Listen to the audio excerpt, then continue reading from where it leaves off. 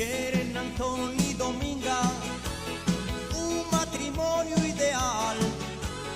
Durante toda la vida solo quisieron trabajar para pagar el subsidio.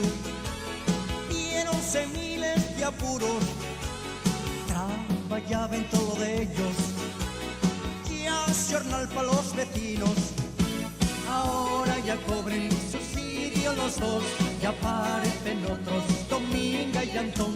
Vendieron les vaques y todo lo demás. No piensen dar golpe, quieren disfrutar.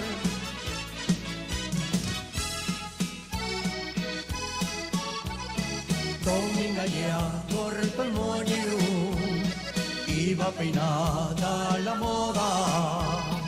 Antón compróse un buen trasier, un abrigo y una gorra. Antes de cobrar el subsidio, reniega todos los horas. Ahora que ya no hay problemas, andan todo el día de bromes.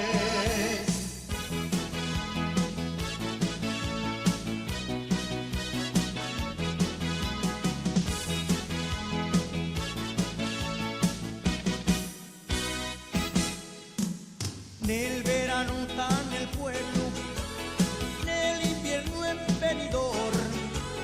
No hay millonarios que vivan como Dominga y Antón.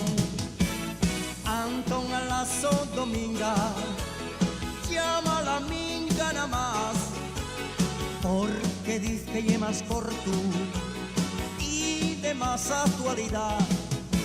Ahora en el pueblo la gran diversión son solo las bromes de Minga y Antón, donde los vecinos se mueren de risa cuando Antón les cuenta cómo tiene la minga.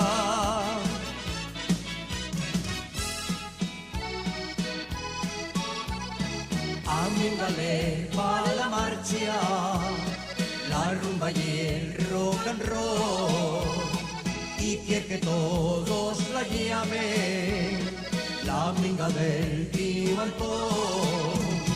Y cuando Antón le pregunta cómo él va por Benidorm, y ellos que lo pasa bomba.